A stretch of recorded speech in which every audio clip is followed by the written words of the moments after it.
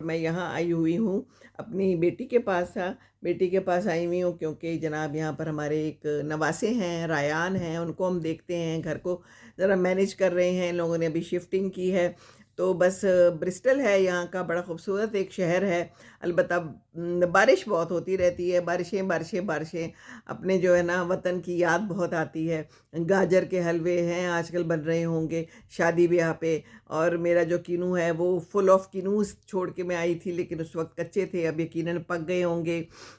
اور کیا کیا کچھ ہوگا، بڑا کچھ ہوگا، گرم گرم مونگ پھلیاں کھائی جائیں گی، اپنے وطن کی کیا ریساں ہیں، ادھر تو وہ مزہ ہے ہی نہیں۔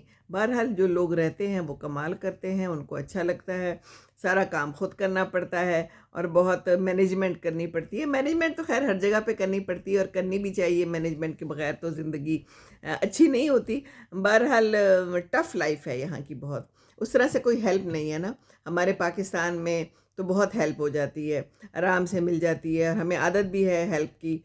گھر اٹھیں تو صفائی ہو رہی ہو، کچن میں کھانا پک رہا ہو، بتا دیتے ہیں کیا پکانا ہے، ایسے ہی کرتے ہیں نا ہم لوگ۔ اور پھر نانیاں دادیاں جو ہیں وہ ہیلپ بھی بہت کرتی ہیں۔ میں یہ سوچتی ہوں کہ نانیاں دادیاں جو ہے نا یہ کتنی ضروری ہیں۔ ابھی لوگ گئے ہوئے ہیں نا تو گھر میں کام کرنے والے نے آنا تھا، تو گھر انہوں نے کہا کہ آپ ہوں گی تو چلیں وہ آ جائے گا، اپنا کام بھی کر لے گا۔ تو چھوٹے چھوٹے کام ہوتے ہیں جو ہم جیسی نانیاں دادیاں سنبھال لیتی ہیں بچہ بڑے آرام سے سنبھال لیتی ہیں اگر اللہ تعالیٰ ہمت دے تو۔ بس اللہ ہمت دیے رکھے، تو ان کی مدد کرنی چاہیے اپنے بچوں کی۔ کچھ تو اچھی باتیں اور یادیں یہ لوگ لے جائیں نا تو اچھا ہوگا، کیا خیال ہے؟